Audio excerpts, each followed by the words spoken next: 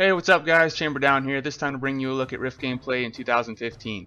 A lot has changed over the lifetime of this game, so today I'll be showing you some various clips of gameplay and talking about them briefly to give new and returning players an idea of what Rift is like now. We are currently viewing of the various Rifts you will encounter in open world, and I hope you enjoy. Instant adventures are a really cool part of Rift because wherever you are you can select activities in your menu and then go to instant adventure and hit join and you'll be teleported to your new team. They also provide a good amount of experience for leveling and have a weekly quest you can complete for extra currencies.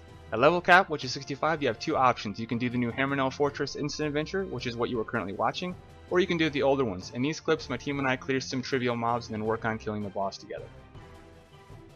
Onslaughts allow players to gather around a common area and defend it against constant waves of creatures. This can be really fun when multiple waves of monsters continue to flood in attacking you and your team. There is a weekly quest that awards currencies at level cap that require you to kill 300 waves of monsters and 15 of the bosses that will spawn periodically. Dungeons are a really important part of Rift because the bosses drop gear that helps strengthen your character enough to increase survivability in all facets of the game. There are 4 new normal dungeons that were introduced with Nightmare Tide. For the expert versions of those dungeons, the 4 new dungeons receive a few new mechanics to deal with and also increased health and outgoing damage of the creatures. As a bonus, 2 Storm Legion dungeons were reworked and added as well, bringing the total to 6 expert dungeons at level 65. Dungeons require 5 players total, 1 person tanking, 1 person healing, 1 person in a support role, and 2 people in a damaging role. Now that Nightmare Tide has been out for some time, however, most people will usually run 3 people in damaging builds instead of any sort of support, simply because most players have a higher gear baseline now. Dungeons provide a variety of different currencies when completed as well that you can use to purchase weapons and armor with on the Rift store. If you're not a fan of PvP, you will likely spend a good majority of time in dungeons in the beginning, trying to accumulate gear that help you reach the stat requirements in order to enter raids. Raids in Rift are considered endgame content and have some gear requirements that must be met before you can damage creatures and bosses inside. As of this video, there are 2 tiers of raids released, with Tier 1 consisting of 1 10-man called Ren of Fate and 2 20-mans called Mount Sharax with 5 bosses, and Tyrant's Forge with 3 bosses. In Tier 2, the old Hammerknell Fortress raid was reworked for Nightmare Tide and is a 20-man with 11 total bosses. Typically when you raid there will be a raid leader and he will ask what different roles you were able to play, such as a healer, tank, or DPS, and will assign roles based on that. Most fights will have unique mechanics that players will have to perform or risk effects as harsh as killing the entire raid of 10 or 20 people. If you plan on raiding, it would be a good idea to start looking for a guild to raid with. These clips are just a few of the Tier 1 bosses and 1 Tier 2 boss. As with Nightmare Tide, there is no longer any PvP specific gear like there used to be. You still have a PvP rank as you did before, but it's less important for character progression.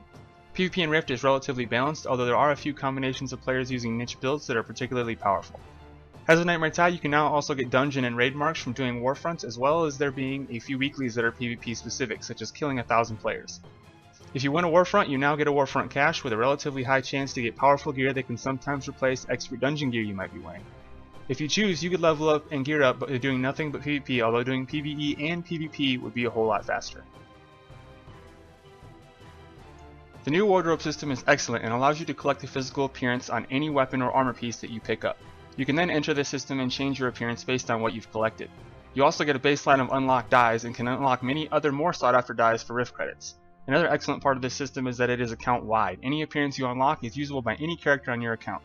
You also now have quite a few unlockable wardrobe slots, so you can build multiple different looks and apply them whenever you want. These are just a few of the combinations that are possible using some of the appearances I've collected under this new system. To go along with your wardrobe, there are also quite a few mounts you can collect with various movement speed increases up to the current cap of 155%. Rift's user interface is fully customizable and allows you to move or resize any window you see on your screen. It also has many other custom features for creating a unique gameplay experience from one player to the next. Rift's add-on system also provides a robust avenue for user interface customization. And finally, we saved the best for last. Rift's class customization system provides 4 different callings with 10 different souls each that provide different and unique avenues of gameplay.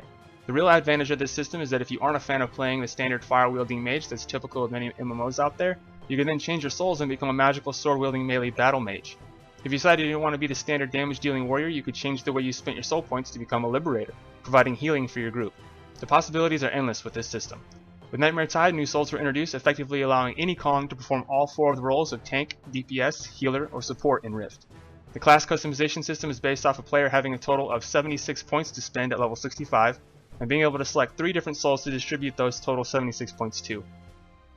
Each soul has a maximum of 61 points you can spend in them, so a great majority of the popular builds out there will have one soul with 61 points in it, and the remaining 15 points will be spent on the other 2 sub-souls. Of all the MMOs I've played, Rift has my personal favorite class customization system. Believe it or not, there are even more things you can do in Rifts, such as nightmare rifts, raid rifts, crafting, and much more, but in the interest of keeping this video relatively short, I'll save those for another time. I hope you enjoyed this look at Rift gameplay in 2015, and as always, if you have questions, leave them in the comments, and if you enjoyed this video, please don't forget to like and subscribe, and I will see you guys next time.